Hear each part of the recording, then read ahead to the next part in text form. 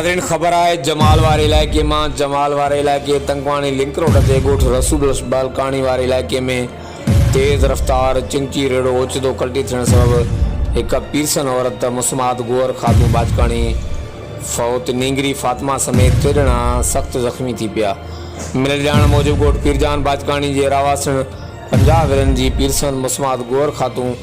बाजकानी अॼु सुबुह जो कराची खां कोच ज़रिए पंहिंजे कुटुंब सां लथी त घर बाती सभिनी के चिंची रेड़े ज़रिए ॻोठ वठी वञनि पिया त ॻोठ रसूल बख्श बालकानी भरिसां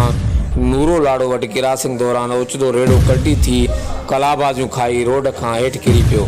जंहिं सबब 6 वेरनि जी नींगरी फातिमा हमीद ऐं माई गोवर खातून सख़्त ज़ख्मी थी पिया, जिन खे वारस खणाए गौसपुर निजी मेडिकल सेंटर ते इलाज लाइ आंदो, जिते ज़ख़्मनि जा सूर न सहंदे मुस्मात गोवर खातून फौत थी वई। फौती औरत जो लाश घर पहुचण ते कोराम अची वियो, जॾहिं त इलाइक़े में सोग छायल आहे। हर वक़्तु आगाहण लाइ ॾिसंदा रहो JTN वेब न्यूज़।